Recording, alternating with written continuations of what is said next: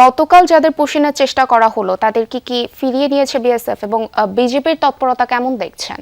জি, আমি এই মুহূর্তে রয়েছি বড়বাড়ি সীমান্তে।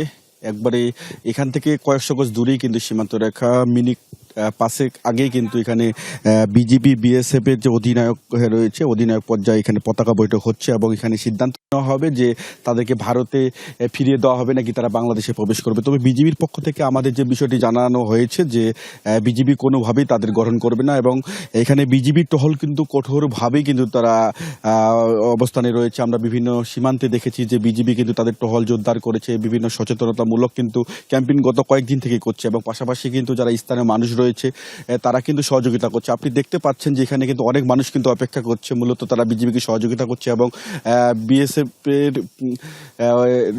যারা সদস্য রয়েছে তারা কিন্তু ওই পাশেই কিন্তু অবস্থান করছে। তবে এখানে যারা পুশিন হয়েছে তাদের মধ্যে রয়েছে 3 জন শিশু, 2 জন নারী এবং 5 জন পুরুষ, মোট 10 জন কিন্তু এই সীমান্ত রেখা এখানে অবস্থান করছে এবং গতকাল ঝড় বৃষ্টির মধ্যে তারা এখানে রাত যাপন করেছে এবং চারপাশে কিন্তু আপনি পানি দেখতে পাচ্ছেন এবং মাঝখানে একটা ছোট্ট আইলের মধ্যে তারা কোনো রকম বসে কিন্তু তারা অপেক্ষা করছে এবং তারাও সমাধান চাচ্ছে, তারা এই বিষয়টি সমাধানে। এবং তারা বলছেন যে তারা দীর্ঘদিন তারা ভারত ছিল এমনটি তারা বলছেন। তবে বিজিবির পক্ষ থেকে আমাদেরকে যে বিষয়টি জানানো হয়েছে যে তারা কোনোভাবেই পুশিন এবং অনুপ্রবেশ তারা গ্রহণ করবে না এবং বিভিন্ন সীমান্তে আমরা দেখেছি যে বিজিবি কিন্তু সচেতনতামূলক তারা মাইকিং প্রচারণা শুরু করেছে এবং বিভিন্ন উঠান বৈঠক করছে।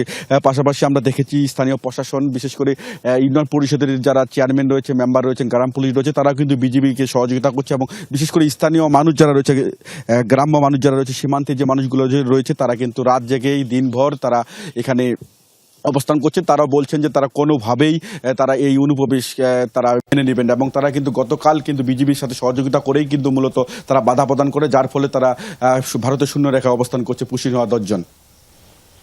ধন্যবাদ আপনাকে রনি।